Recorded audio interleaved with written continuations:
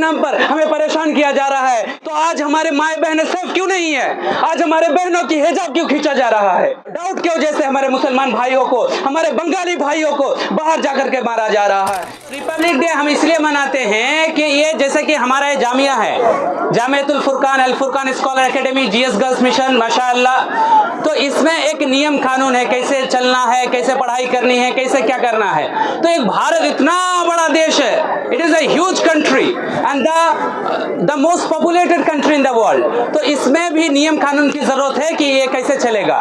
तो इस दिन हम लोगों ने 1950 में 26 जनवरी जो कॉन्स्टिट्यूशन तैयार हो चुका था, इस दिन हम लोगों ने लागू किया। और कॉन्स्टिट्यूशन के अंदर क्या है कि कॉन्स्टिट्यूशन के अंदर है union territory, citizenship, fundamental right, fundamental duties, DPSP, directive principle of state policy, ये सारी चीजें हमारे कॉन्स्टिट्यूशन के अंदर।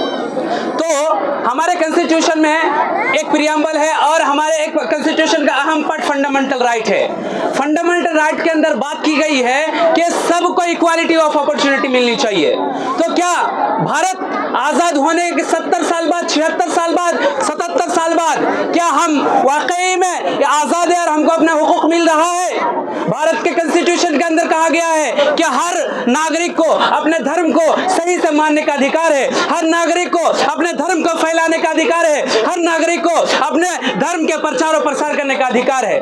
तो फिर अभी क्यों हमें रोक लगाया जाता है? कॉन्स्टिट्यूशन के अंदर कहा गया है डेमोक्रेसी एक राइट है, वोटिंग एक हमारा कॉन्स्टिट्यूशनल राइट है, लेकिन क्यों एसआईआर के नाम पर हमें परेशान किया जा रहा है? लेकिन क्यों हमारे बूढ़े माँ बाप को एसआईआर के नाम पर लाइन पर खड़ा करके 70 साल इस देश में रहने के बाद भी हमें अपने नागरिकता का पहचान देना पड़ रहा है? कहां से हम कॉन्स्टिट्यूशन को मान रहे हैं? अगर कॉन्स्टिट्यूशन को अगर हम वाकई में मान रहे तो उसका एक अच्छा सा प्रोसेस होना चाहिए जिसके जरिए किसी को कोई परेशानी ना हो। अगर वाकई में किसी डॉक्यूमेंट वेरिफिकेशन हो तो उसके लिए रिसोर्सेज होना चाहिए, किसी को लाइन पे खड़े होकर परेशान नहीं होना चाहिए। अगर हम वाकई में भारत को मानते हैं, भारत के संविधान को मानते हैं, तो आज हमारे माए बहनें सेफ क्यों नहीं है? आज हमारे बहनों की हिजाब क्यों खींचा जा रहा है? आज हमारे बहनों को सिर्फ हिजाब की वजह से स्कूलों में जाने क्यों नहीं दिया जा रहा है? क्या कॉन्स्टिट्यूशन के अंदर ये बात नहीं कही गई है कि सबको अपना अपना धर्म मानने का अधिकार है?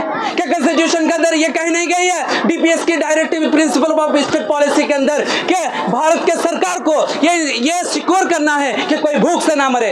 क्यों करोड़ों करोड़ों किसान भूख से मर रहा है? क्यों करोड़ों करोड़ों लोग सिर्फ खराब पानी पीने की वजह से मर रहा है? कहां हम कॉन्स्टिट्यूशन को मान रहे हैं? तो ये अगर वाकई में हम अगर जिंदा दिली के साथ भारतीय है तो कॉन्स्टिट्यूशन को मानना पड़ेगा। कॉन्स्टिट्यूशन के अंदर कही गई हर एक बात को मानना पड़ेगा। क्यों आज सिर्फ शक की वजह से, क्यों सिर्फ आज सिर्फ एक डाउट की वजह से हमारे मुसलमान भाइयों को, हमारे बंगाली भाइयों को बाहर जाकर के मारा जा रहा है? क्यों उड़ीसा में मॉब लिंचिंग की जाती है? क्यों दूसरे स्टेट में जाकर के मॉब लिंचिंग की जाती है?